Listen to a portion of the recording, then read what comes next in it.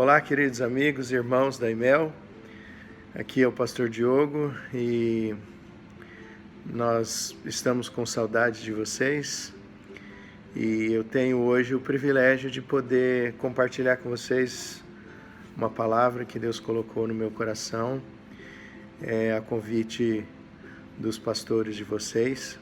Eu queria dizer que é um grande privilégio para mim poder compartilhar um pouquinho da palavra de Deus com os irmãos e dizer que eu desejo que cada um esteja bem e a sua família, a sua vida esteja em um bom relacionamento com Deus e um com o outro, e que você esteja crescendo, amando ao Senhor e amando ao próximo a cada dia.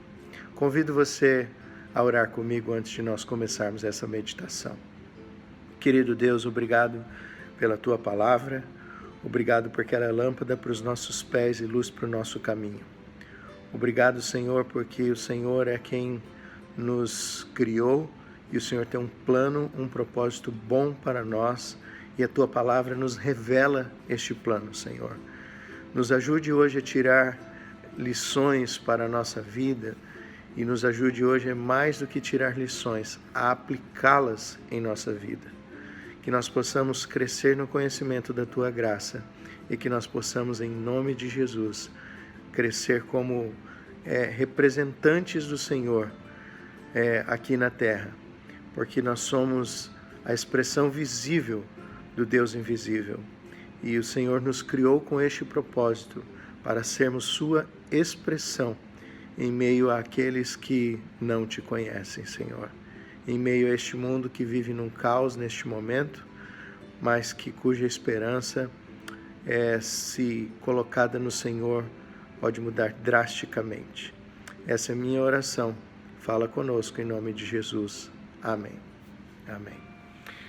Eu queria ler hoje com vocês um trecho de Juízes, capítulo 6. Convido você, mesmo depois da mensagem, a ler a história de Gideão, à luz da mensagem que eu vou compartilhar hoje. E em Juízes nós vemos o povo de Israel num momento de caos, num momento muito semelhante ao que nós vivemos hoje. Embora o caos de hoje seja diferente em formato, a sensação e o sentimento do caos, ele é semelhante. Por isso, o tema desta mensagem é Deus em meio ao caos. Como nós nos relacionamos, como nós podemos ver Deus, como Deus age em meio ao caos. E que minha oração é que Deus encontre a mim e a você no meio do nosso caos e que Ele possa ser aquele que nos resgata do meio do caos.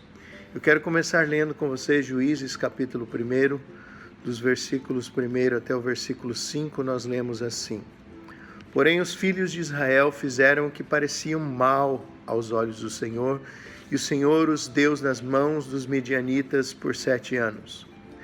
E prevalecendo a mão dos midianitas sobre Israel, fizeram os filhos de Israel para si, por causa dos midianitas, as covas que estão nos montes e as cavernas e as fortificações. Porque acontecia que, semeando Israel, subiam os midianitas e os amalequitas e também os filhos do leste, e empunham-se contra eles em campo e destruíam as produções da terra. Em outra versão diz as novidades da terra, até chegarem a Gaza, e não deixavam mantimento em Israel, nem ovelhas, nem bois, nem jumentos.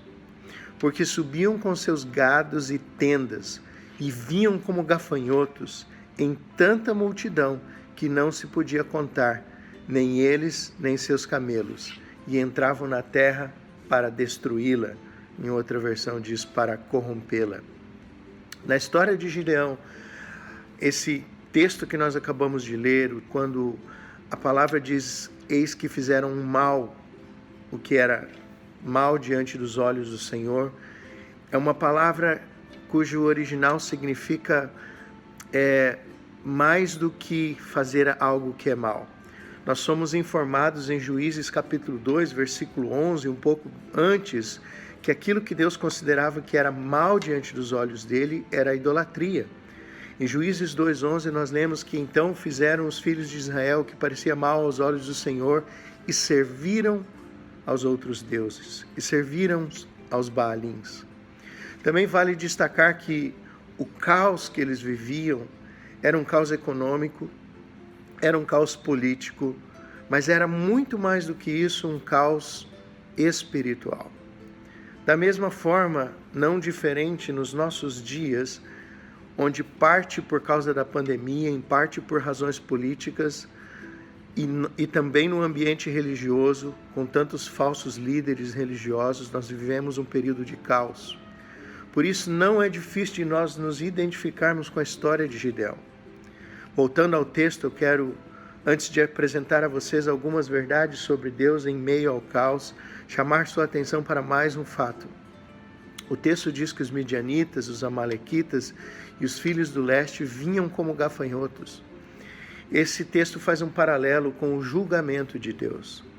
Quando Deus julga a nação do Egito, uma das pragas é com gafanhotos, então Deus está fazendo uma alusão a este texto, chamando a atenção de que Ele está disciplinando os seus filhos devido à sua rebeldia. E por fim quero destacar o fato de que o texto diz que eles vinham para destruir a terra. Mas o que me chama a atenção não é apenas que eles vinham para arruinar, pegar tudo o que eles podiam. O texto fala que eles vinham para corromper a terra, o que dá um sentido de que talvez eles vinham com seus falsos deuses, com seus costumes pagãos, e eles corrompiam os bons costumes dos filhos de Deus. Com isso em mente, eu quero chamar a sua atenção e destacar a primeira verdade, que Deus no caos sempre está comprometido com a sua própria palavra. Deus sempre está comprometido com a sua própria palavra. Quando o povo de Deus clama por Deus, Deus responde, porque é um compromisso dele com a sua própria palavra. Em Juízes capítulo 6, nós continuamos o texto lendo assim: Israel empobreceu muito pela presença dos midianitas. Então os filhos do Senhor chamaram ao Senhor, os filhos de Israel clamaram ao Senhor, e sucedeu que quando os filhos de Israel clamaram ao Senhor por causa dos midianitas, Deus enviou um profeta aos filhos de Israel e lhes disse assim: assim diz o Senhor, Deus de Israel, do Egito eu vos fiz subir e vos tirei da casa da servidão. Percebam que os filhos de Israel clamam ao Senhor, mas ao invés de os livrarem primeiramente, Deus envia um profeta. Isso porque antes de sará-los economicamente, a prioridade do Senhor é sará-los espiritualmente. Perceba que o profeta não tem nome no texto. Nós lemos no capítulo 6, versículo 8, que ele envia um profeta aos filhos de Israel, lembrando que foi ele quem os tirou da terra do Egito. O nome do profeta não é mencionado, porque o mais importante não é o nome do vaso, mas o que está dentro do vaso. O que importa não é o nome do mensageiro, mas a mensagem que ele carrega. Deus responderá então de acordo com o seu caráter. Ele não apenas está comprometido com a sua palavra, mas ele é comprometido com o seu próprio caráter. No versículo 9 nós continuamos lendo, dizendo: eu os livrei da mão dos egípcios e da mão de todos que vos oprimiam. E eu vos expeli diante de vós, e a vós dei a sua terra. E vos disse: eu sou o Senhor, o vosso Deus. Não temais aos deuses dos amorreus, em cuja terra habitais, mas não destes ouvidos à minha voz. Muitas vezes no caos, mesmo que por produto de causas naturais, como é o caso da pandemia que nós estamos vivendo, porque nós vivemos num mundo caído e corrompido pelo pecado. Muitas vezes o caos é produto de escolhas de pessoas, às vezes as nossas próprias escolhas nos colocam em meio ao caos. Mas há um anseio há um anseio dentro do nosso coração e há um anseio no mundo para que nós possamos ser resgatados deste caos. E este anseio só pode ser suprido num relacionamento com Deus. Romanos capítulo 8, versículo 22 e 23 nos informa que porque toda a criação geme e está juntamente com dores de parto até agora. E não só ela, mas nós mesmos, que temos as primícias do Espírito, também gememos em nós mesmos, esperando a adoção, a saber, a redenção do nosso corpo. Em segundo lugar, no caos, Deus levanta pessoas imperfeitas para cumprir um plano perfeito. Queria chamar a sua atenção a esse fato.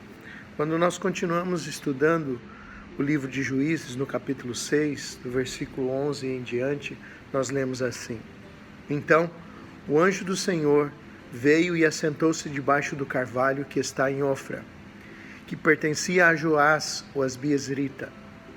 E Gideão, seu filho, estava malhando trigo no lagar para esconder dos midianitas.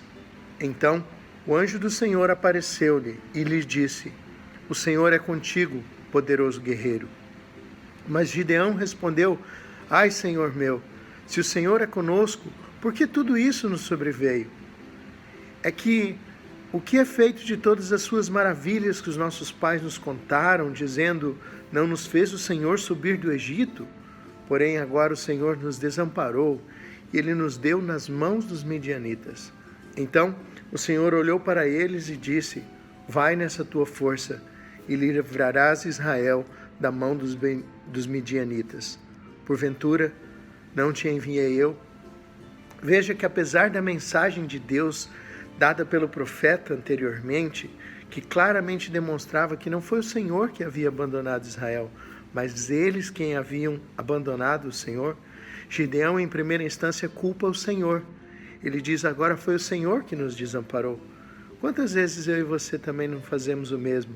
Nos momentos de caos, nos momentos de dificuldade, tendemos a culpar a Deus. Por que isso está acontecendo? Por que o Senhor está permitindo acontecer isso comigo? Mas o Senhor tem uma abordagem diferente para mim e para você. O Senhor diz a Gideão: vai nessa tua força e livrarás Israel das mãos dos midianitas. E ele termina dizendo: porventura não te mandei eu? Essa conversa, ela lembra a conversa de Moisés com o Senhor. Ela lembra que Moisés também, quando olha para si, ele olha para suas incapacidades. Da mesma forma, Gideão, olhando para si, ele olhou para si e pensou: como eu posso ser um poderoso guerreiro? Eu estou aqui escondido malhando trigo com medo dos midianitas e o anjo do Senhor me chama de poderoso guerreiro? Deus deve estar usando de sarcasmo comigo. O fato é que quando nós continuamos olhando o texto, nós vamos perceber que Gideão tem medo em várias outras ocasiões. Mas com a presença do Senhor, o Senhor vai fortalecendo ele, capacitando ele a vencer o medo. Essa é outra aplicação que eu e você podemos fazer. Deus pode nos tirar do estado de medo. Muitas pessoas vivem no momento de caos que nós estamos vivendo com medo constante. E isso não quer dizer que eu e você não tenhamos que ser prudentes ou não tenhamos que ter cuidados como nos orienta os profissionais de saúde. Mas nós não precisamos viver temendo com um medo que é excessivo, que nos impede de viver. Deus é conosco e Ele nos chama de poderosos guerreiros, de valorosos homens e mulheres de Deus. Nós só vencemos o caos, irmãos, na força de Deus, não através da nossa força. A frase que aqui está no versículo 12, quando Deus diz: não te enviei eu, quando Deus nos envia, não há impossíveis. Não há caos que resista o poder de Deus. Mesmo nós sendo imperfeitos, com Deus, da nossa fraqueza tiramos força, como nos diz o autor de Hebreus. E nesse momento que nós estamos vivendo, ele vai passar. Se nós perseverarmos na força do Senhor, que Ele dá através da sua palavra, nós podemos confiar que esse momento que nós estamos vivendo vai passar e nós vamos poder perceber isso que o Senhor estava dizendo. Eu sou contigo. Não te mandei eu sou contigo. Não te enviei eu te fortaleço. Romanos capítulo 8, versículo 31 nos diz assim: que diremos, pois, a estas coisas? Se Deus é por nós, quem será contra nós? Aquele que nem mesmo seu próprio Filho poupou, antes o entregou por todos nós, como nós também não nos dará com Ele todas as coisas? Então, queridos, além de eu e você entendermos que no caos Deus sempre está comprometido com a sua palavra, em meio ao caos Deus sempre levanta pessoas imperfeitas para cumprir um plano perfeito. Eu e você somos pessoas imperfeitas, mas Deus tem um plano perfeito. Nós também podemos aprender, em terceiro e último lugar, que eu e você no caos podemos ficar confusos, mas no caos Deus sempre tem um plano. Eu não tenho tempo para ler com vocês todo o restante do capítulo e nem da história de Gideão, por isso eu quero ressaltar algumas passagens e alguns versículos, mas eu gostaria depois de convidar você, em seu tempo devocional, a terminar de ler a história de Gideão, no capítulo 6, capítulo 7 e 8 de Juízes, e você vai perceber, infelizmente, que Gideão não termina bem. Enquanto pessoa, ele não termina bem. Mas a história de Gideão, ela não existe para ressaltar a humanidade, ela existe para ressaltar o poder de Deus. Ela ressalta sim a fraqueza, a confusão, ela ressalta sim quantas vezes os seres humanos ficam apreensivos, somos confusos, somos fracos, mas ela especialmente ressalta que o ser humano, quando age com Deus, ele age na força de Deus e por isso ele não fica desamparado. Deus cumpre o seu propósito em libertar, em salvar o seu povo, na história de Gideão, como nas demais histórias dos juízes, não por causa dos homens, mas apesar da fraqueza dos homens. E nós vemos então uma trajetória de Deus planejando um plano que é um plano perfeito. Eu quero falar um pouquinho mais sobre isso com você. Quando nós lemos o versículo 15 do capítulo 6, e ele lhes disse: ai, Senhor meu, como que eu livrarei Israel? Gideão pergunta. E eis que a minha família é a mais pobre de Manassés, e eu sou o menor da casa do meu pai. E o Senhor lhe disse: porquanto eu serei contigo, e tu ferirás os midianitas como se fossem um só homem.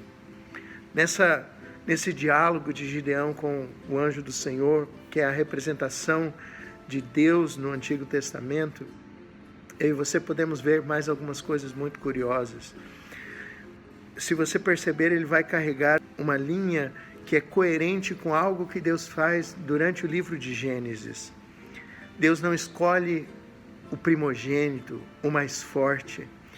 Deus escolhe o filho mais novo, Deus escolhe o mais fraco. Foi assim com Isaac, foi assim com Jacó, foi assim com José, e não é diferente com Gideão. Gideão diz: olha, eu sou da família mais pobre de Manassés, e eu sou o menor da casa do meu pai. Eu sou o filho mais novo, eu sou, muito provavelmente dizendo, eu sou o mais fraco, eu sou o mais frágil. Mas Deus diz a Gideão: eu serei contigo e tu ferirás os medianitas como se fossem um só homem. Gideão então recebe ordens para derrubar o altar de Baal que seu pai tinha no quintal da sua casa. E Gideão faz um enigmático processo, porque ele vai e ele derruba o altar à noite, de tanto medo que ele tinha da própria casa do seu pai se revoltar contra ele. Acaba que o seu pai sai em sua defesa, os altares são derrubados e Deus começa um processo de restauração de novo com o povo de Israel, que ele recomeça muitas vezes. o que também não é diferente nas nossas vidas. Quantas vezes Deus tem que recomeçar um processo de restauração comigo e com você? O que é significativo, embora também ressaltar, é que no final do capítulo 6 nós vemos Gideão fazendo um teste com Deus, e ele coloca um novelo de lã e pede para que o novelo de lã esteja encharcado de água e ao redor do novelo de lã esteja seco. É importante que nós entendamos essa passagem, porque ele repete depois do teste, inclusive, e ele pede para que haja água ao redor do novelo de lã, mas o novelo de lã esteja seco. O que significa tudo isso? O fato é que os deuses dos cananitas era considerado como o Deus que controlava a chuva. Portanto, ao controlar a chuva, Deus estava mostrando para Gideão que não era os deuses dos cananeus que era o Deus verdadeiro, que não existe nenhum Deus além dele, que ele é o verdadeiro Deus e ele é aquele que controla todas as coisas. Não existe caos para Deus. Ele está soberano, reinando no seu trono, e nada passa desapercebido do seu cuidado e do seu controle. E é isso que eu queria falar hoje ao seu coração.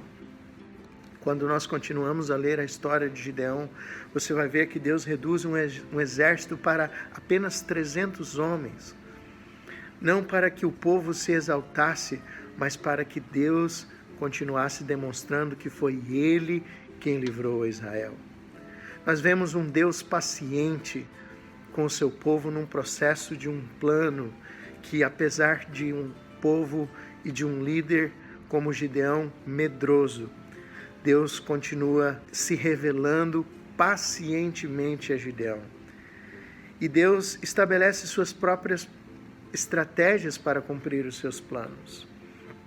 Com Gideão foi reduzir o exército e colocar tochas e vasos nas mãos dos guerreiros, de tal forma que os próprios midianitas atacaram-se uns aos outros e destruíram-se, guerreando-se uns contra os outros. Quando nós continuamos lendo o texto, nós vamos perceber que eles tinham mais de um rei, o que demonstra muito provavelmente que eles tinham vários povos ali amontoados e eles entraram em confusão entre si por causa daquilo que Deus fez. Nós lemos no versículo 15 em diante, nós lemos assim: e sucedeu-se que Gideão, tendo ido até o acampamento dos midianitas, ouviu a narração de um sonho. E o sonho era que um grande pedaço de pão rolava sobre o acampamento dos midianitas, e um dos midianitas relata para outro do seu companheiro: só pode ser Gideão e o seu exército. E quando ele ouve a explicação deste sonho, ele adora. E ele torna então ao acampamento de Israel e disse: levantai-vos, porque o Senhor tem nos dado o acampamento dos midianitas nas nossas mãos. É interessante que exatamente no versículo 15, depois de adorar, que Gideão muda a sua atitude de coragem. Até o capítulo 7, versículo 15, você vai ver um Gideão medroso. Mas a partir do momento que Gideão adora, ele volta para Israel e ele diz: levantai-vos, porque o Senhor tem nos dado na mão os midianitas. Da mesma maneira, queridos, eu e você precisamos adorar. É na adoração que nós encontramos força e coragem que vem do Senhor, para não olhar o caos à nossa volta, mas para olhar para o Deus que está soberanamente reinando no trono, apesar do caos. Depois de Gideão adorar, ele finalmente se torna o poderoso guerreiro que o anjo do Senhor lhe havia dito que ele seria.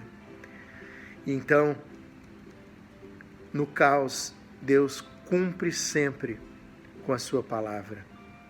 No capítulo 7, do versículo 22 e 23, conforme Deus havia prometido a Gideão que eles venceriam os midianitas, nós lemos assim: Versículo 22 do capítulo 7. Tocando, pois, as 300 buzinas, o Senhor tornou a espada de um contra o outro, e isto em todo o acampamento dos midianitas. E o exército fugiu para Zerá, até Bet-sita, até os limites de Abel-meolá, na cidade de Tebate. Então os homens de Israel e de Naphtali e de Asser e todo o Manassés foram convocados e perseguiram os midianitas. A história é uma história que termina com uma história de vitória.